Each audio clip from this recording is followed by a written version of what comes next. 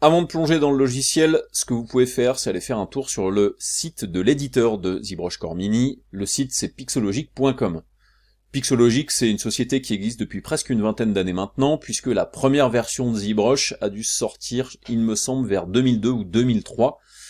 Et depuis, il y a eu pas mal de versions. On est aujourd'hui à la version 2020 sur donc le logiciel ZBrush version professionnelle, si on pouvait l'appeler comme ça. Il existe aussi une version intermédiaire qui s'appelle ZBrush Core et qui a un petit peu moins de fonctions que la version de ZBrush complète, mais qui permet quand même d'aller relativement loin. Et donc le dernier venu dans la famille de Pixologic, c'est donc ZBrush Core Mini, qui est donc la version gratuite de ZBrush Core, avec vraiment très peu de fonctions à l'intérieur. C'est vraiment juste, vous allez sculpter et puis ça va s'arrêter là. Vous allez pouvoir effectivement partager votre travail ou exporter pour ramener dans d'autres logiciels de 3D par exemple, ou imprimer en 3D.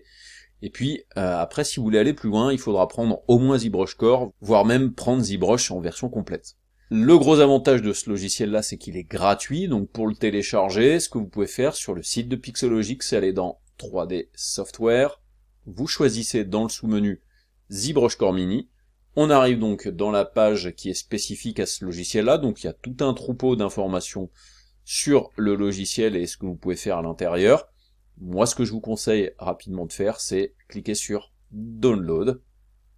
Et ici, vous avez un gros bouton sur lequel vous allez pouvoir aller vers la création d'un compte qui va vous permettre ensuite de le télécharger. Donc moi, je vais pas vous montrer toute la manip parce que sinon, vous allez voir des informations personnelles sur mon compte Pixologic, donc j'aimerais éviter de les partager. Donc je vais cliquer sur ce bouton-là.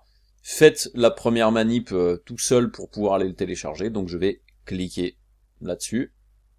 Et normalement, une fois que vous avez fini de remplir, vous avez la possibilité d'aller chercher les licences qui sont spécifiques à votre logiciel.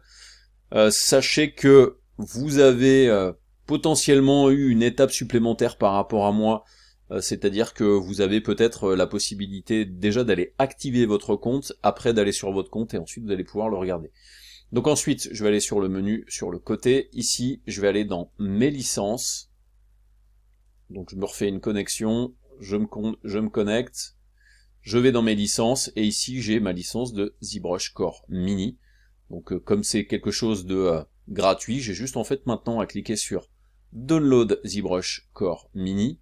Je peux choisir la langue, hein, mais ça n'a pas tellement d'intérêt. Je vais décider de le télécharger en Windows, puisque moi je suis sous Windows. Si vous voulez le télécharger pour Mac, c'est possible aussi. Et ensuite, vous allez cliquer donc télécharger, donc je le télécharge à partir du serveur européen, donc il est ici, je le remplace, je le télécharge, donc il est relativement peu lourd, hein, c'est 270 mégas, c'est extrêmement peu pour un logiciel, donc on le laisse télécharger et on se retrouve tout de suite pour l'install.